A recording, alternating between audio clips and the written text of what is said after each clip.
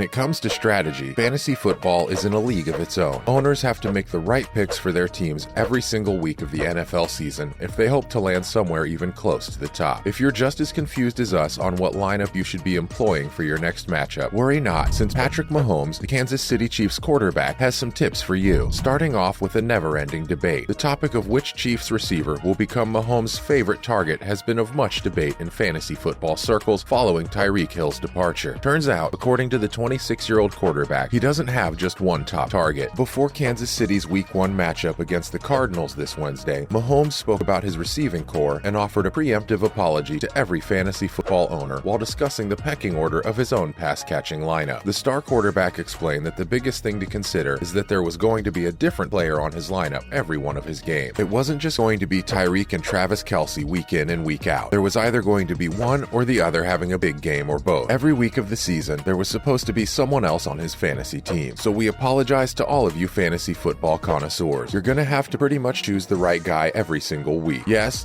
we can hear you all collectively groan from the fantasy football community, but the math adds up for both Mahomes and the Chiefs. Plus, while Kansas City doesn't have a tier threat like Hill in its lineup for now, it's still armed with much greater depth at the receiver position. What's more, the Chiefs have undergone a complete overhaul during the offseason. The Chiefs have signed 3 new free agents, JuJu Smith-Schuster, Marquez Valdes-Scantling, and Justin Watson, and have also spent a second-round draft pick on Skyy Moore. Those 4 will be marking the new additions to the Chiefs' receiving core, while Mecole Hardman is going to be the only returning receiver to earn a spot on the main roster. Thanks to their new group of receivers, Kansas City will have a wide variety of looks that it can throw at opposing defenses. Hardman, Valdes-Scantling, and Moore will be coming in with blazing speed, and every receiver should be able to gain some separation in Andy Reid's receiver-friendly offensive strategy. When talking about Kansas City's newfound offensive versatility, Mahomes stated that it was going to be hard for teams to plan a game against them. So for now, the Chiefs' top producer might entirely be dependent on the weekly matchups. It could also end up being completely random, as Mahomes aims to spread the ball around to all of his top weapons. While the Chiefs' offense will be looking pretty different, there's still one thing that won't be changing about it. Mahomes himself has confirmed that Travis Kelce will be having a much greater role in the team's game plan every week. Other than that, Mahomes explained that it would depend on the whole group, and he believes everyone has kind of just embraced the fact since it's exactly what you'd want on both your team and as an offense. On the other hand, we've got some other fantasy football updates for you too. Since the first week of the 2022 NFL regular season is all set to kick off on Thursday night, we're finally going to be getting the official practice injury reports once again. Fantasy football owners will be studying these reports to make sure who's on track to play or might end up becoming a game-time decision. Jalen Waddle, Michael Thomas, Allen Lazard, and Drake London are all just a few of the questionable pass catchers involved in the fantasy start or sit debate. We'll be giving you the latest news on all 4 of these wide receivers and also breaking down how their injuries could end up affecting the Week 1 fantasy ranking. Let's take a look at Jalen Waddle's injury report. Mike McDaniel, the Dolphins head coach, recently told reporters that the second-year wide receiver will be pretty limited in practice, adding that he was at least seen at practice without wearing a leg sleeve, one that he's been wearing throughout the summer. It looks like Waddle will be present on the field Sunday afternoon as the Dolphins take on the Patriots in their Week 1 matchup. The former first-round pick should definitely be in your lineup, keeping in mind his big play potential and steady target flow. Meanwhile, Michael Thomas is also showing promising recovery. Thomas was last seen at the Saints' closed walkthrough last Monday, which is a good indication that he'll be playing Sunday. However, the team coach, Dennis Allen, wouldn't bet on seeing Thomas suit up for Week 1. He hasn't played a meaningful game of football ever since the 2020 season after he suffered an ankle injury that ended up causing him to miss all of his games last year. Thomas will be entering Sunday's regular season as the Saints' top wide receiver, but should be listed as a wide receiver 2 in the fantasy league. While we don't know how the veteran wide receiver will perform after a year-long hiatus, especially with a brand new quarterback and coach, the Saints still have other tricks up their sleeve that could potentially help Thomas. On the other hand, things aren't looking well for Allen Lazard. Matt LaFleur, the Packers head coach, said that Lazard didn't show up for practice, which may shed a bit more light on his injury. Keeping this in mind, his status for Sunday afternoon's opening matchup against the Vikings is in trouble. If Lazard doesn't show up, the Packers would be leaning more on Sammy Watkins, Randall Cobb, and the rookie Romeo Doubs at the wide receiver spot. However, none of them is a reliable option for Week 1. And lastly, we've got an update on Drake London's condition. The Falcons head coach Arthur Smith has admitted that he won't know whether London would be playing on Sunday until the end of the week. He also added that London had shown up to practice on Monday, but they'll still be keeping an eye on how things will progress. While London's been stuck dealing with a knee injury that he suffered in the team's first preseason game, he's expected to be ready for the Week 1 matchup. Besides, if he's out, we'll get to see an increase in targets for second-year TE Kyle Pitt and hybrid RB Cordarrelle Patterson. Meanwhile, in other NFL news, first up, Amazon Prime averaged over 50 million viewers during its NFL season opener. Amazon Prime Video's first regular season game as the exclusive home of Thursday Night Football was a big hit. The Kansas City Chiefs' 27-24 victory over the Los Angeles Chargers last Thursday averaged 15.3 million viewers across all platforms, according to Nielsen and Amazon's first-party measurement. Prime Video Vice President Jay Marine said in a note to staff earlier this week that our measurement shows that the audience numbers exceeded all of our expectations for viewership. The game averaged 13.0 million using only Nielsen's rating. That's a 47% increase from last year's Week 2 game between Washington and the New York Giants, which averaged 8.84 million on NFL Network. It was also the most watched program across broadcast or cable, with CBS's Young Sheldon coming in second at 3.5 million. Next up, Kyler Murray has no hard feelings towards the fan who hit him. Cardinals quarterback Kyler Murray said Wednesday that he has no hard feelings toward the person who hit him in the face while Murray was celebrating his team's 29-23 overtime win Sunday over the Las Vegas Raiders. Murray said he didn't feel like he got attacked when he was amid a slew of fans in field-side seats, but he also said he doesn't think any player should be touched in that manner. Video of the altercation showed Murray celebrating with fans along the wall that separates the field and the field-level box. Fans were hugging and grabbing at Murray, and then a hand came across his face. Murray responded by confronting the person who touched him and had some words for him. Murray also said that he's not going to stay away from the field-side celebration, saying that he'd do it all over again if he could. And finally, Chicago Bears Justin Fields tries to clarify his post-game remark towards his fan. In the middle of his weekly media availability, Chicago Bears quarterback Justin Fields pivoted while answering a question to address comments he made following a 27-10 loss to the Green Bay Packers that he was criticized for on social media. During a post-game interview last Sunday, Packers commented that it hurts more in the locker room than the Bears fans. At the end of the day, they aren't putting in any work. The video of those comments taken out of context has been circulating on Twitter and was brought to the quarterback's attention when he started receiving notifications for posts he was tagged in. On Wednesday, Fields aimed to clarify what he meant in his post-game comments, saying that he didn't mean any disrespect to fans, but simply that he respected the amount of work his teammates had put into the game, which is why it was such a disappointing loss. That's a wrap for this video. Who are you planning on putting on your fantasy lineup? Let us know in the comments below. Make sure to give this video a thumbs up and subscribe to our channels for more videos like this. See you in the next one.